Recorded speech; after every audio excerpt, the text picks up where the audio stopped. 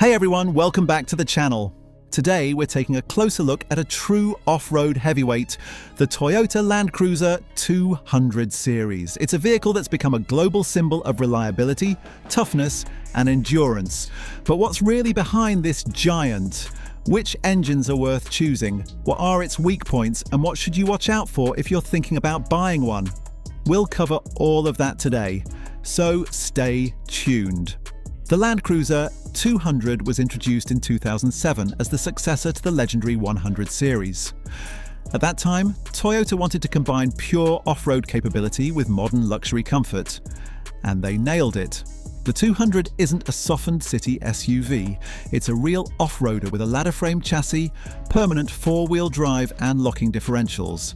Production ran all the way until 2021, when it was replaced by the 300 series, but many enthusiasts say the 200 was the last real LandCruiser, because it was still massively built and not overloaded with electronics.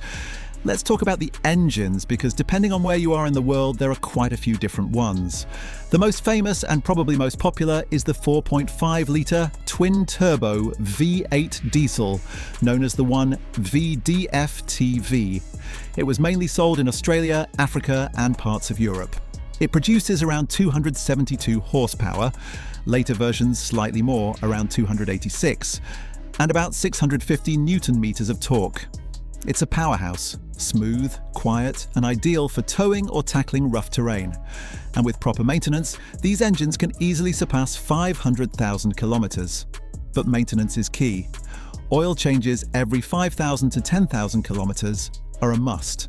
There are a few weaknesses. Injectors get expensive at high mileage, the twin turbos are durable but hard to replace, and the automatic transmission can run hot under heavy loads.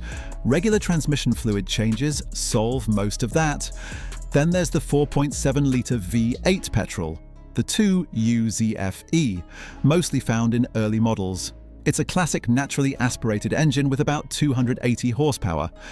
Very simple and extremely reliable. It has little electronics, runs quietly, and is perfect if you plan to convert it to LPG gas. The downside is fuel consumption. 18 to 22 litres per 100 kilometers is typical, and it feels a bit sluggish compared to the diesel, especially when towing. In North America and the Middle East, Toyota offered the 5.7-litre 8-cylinder petrol, the 3URFE. This one delivers a massive 381 horsepower and over 540 Newton-meters of torque. Paired with a silky smooth 6-speed automatic, it's a luxury engine through and through. It's quiet, smooth, and can easily last over 600,000 kilometers if maintained properly. The downsides? Fuel economy. It easily drinks over 20 litres, and parts can be expensive outside the US. There's also the less common 4.6-litre V8 petrol, the 1URFE. It came later, with 318 horsepower and direct injection, basically a more efficient middle ground between the 4.7 and the 5.7, equally tough but slightly more modern. The drivetrain setup is pure LandCruiser DNA, permanent four-wheel drive, a low-range gearbox, and depending on trim, center, and rear locking differentials. That makes the 200 nearly unstoppable off-road. With its air suspension and adaptive damping system, it even rides smoothly on pavement, almost like a luxury SUV. However, there are things to keep an eye on.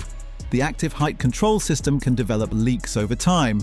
Repairs are expensive, but you can convert to traditional shocks. The automatic transmissions are generally bulletproof, but they don't like heat. If the vehicle has been used for towing, pay special attention to transmission cooling and fluid condition. In everyday driving, the LandCruiser 200 is an experience on its own. You sit high, you feel completely safe, and it instantly becomes clear why it's loved around the world. Whether you're on the highway or crossing the outback, it feels solid and composed. The interior is typical Toyota. No nonsense, just well-built and durable. Nothing rattles even after 300,000 kilometers. The seats are comfortable, the sound insulation is excellent, and it gives you that reassuring sense of strength and stability. Owners often say they can drive through the desert for days, and the cruiser just keeps going. Of course, it's not perfect, it's heavy, so it has more than 2.7 tons, and you feel that when braking or filling up. Suspension components like bushings and control arms wear faster if you go off-road a lot. On diesels, EGR valves and DPF filters can become problematic, especially with lots of short trips. Fuel level sensors sometimes fail and show wrong readings. At higher mileage, you might see some oil consumption, usually from valve stem seals or turbo seals. Electronics issues are rare, but sensors and backup cameras do age over time. Still, when you add it all up, the LandCruiser 200 is one of the most reliable off-roaders ever built. You can see that reflected in the used car market. In Australia, late models from 2020 or 2021 still sell for over $100,000 used. Even 10-year-old diesel models often go for $40,000 to $80,000 depending on condition. Petrol versions are a bit cheaper due to the fuel consumption, but still hold value incredibly well. When buying, the service history is everything.